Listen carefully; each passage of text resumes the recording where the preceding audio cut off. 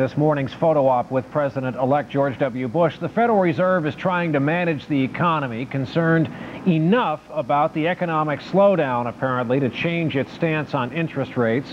While the Fed did not cut the rate during today's meeting, Chairman Alan Greenspan said the Federal Reserve is now more worried about recession than inflation.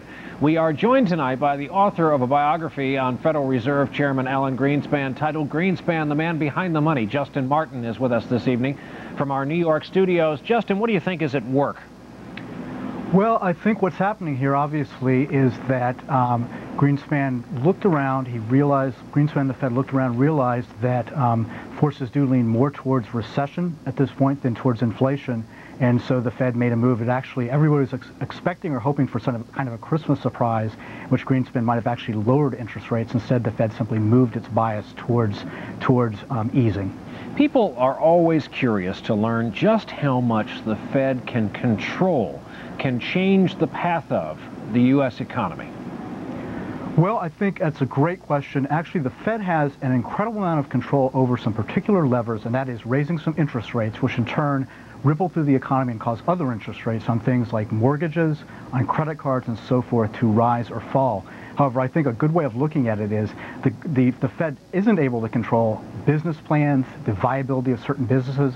If there's a pet.com out there or another business that is inviable and not able to make its numbers, there's nothing that Greenspan or the Fed can do to make that business profitable. George W. Bush's last lesson in how to get along with Alan Greenspan was on his father's watch as president, not the most cordial. How do you think these two men will get along? Having said that, here's this new incoming president-elect who can be very, very charming in person. Well, it's interesting that you should ask that. Absolutely, Greenspan and George Bush Sr. had probably the worst relationship within memory between a Fed chairman and a president. However, it appears that George W. has learned from his father's mistakes.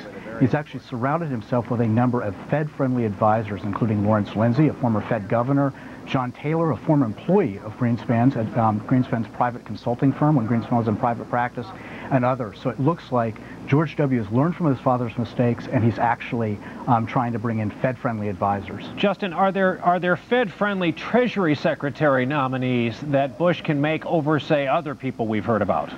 Well, the primary candidate, the person who's most of the running, who is Paul O'Neill from the company Alcoa, is actually hard to say whether he's Fed-friendly. He served on the Greenspan Commission, a Social Security commission back in the early 80s that was charged with revamping Social Security.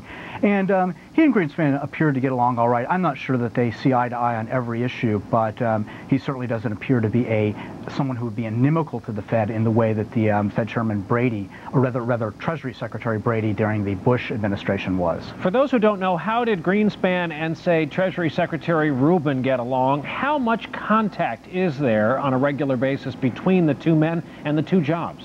Well, there's a crucial link there. In fact, what happens is there's a weekly breakfast. It's a long-standing tradition between the Fed Chairman and the Treasury Secretary. That is an opportunity for the administration, through the Treasury Secretary, to make its views known to the Fed Chairman. And the Fed Chairman, in turn, can say certain things to the Treasury Secretary. Those will be communicated back to the President. So it's a really crucial link, or crucial channel of communication. Rubin and Greenspan got along extraordinarily well. It was a linchpin in the good relations that the administration, the Clinton administration, had with Greenspan. At the same time, Nicholas Brady, the Treasury Secretary under Bush, the relations grew so bad that they actually canceled that weekly breakfast. We want to thank you for coming on. Justin Martin, who is a Greenspan expert and biographer and an expert on all things Fed-related. Thank you very much for lending us this tonight. My pleasure. We're going to take a break, and when we come back, our group we like to call For the Record, our chat with our group of experts and journalists on the issues raised today before cameras.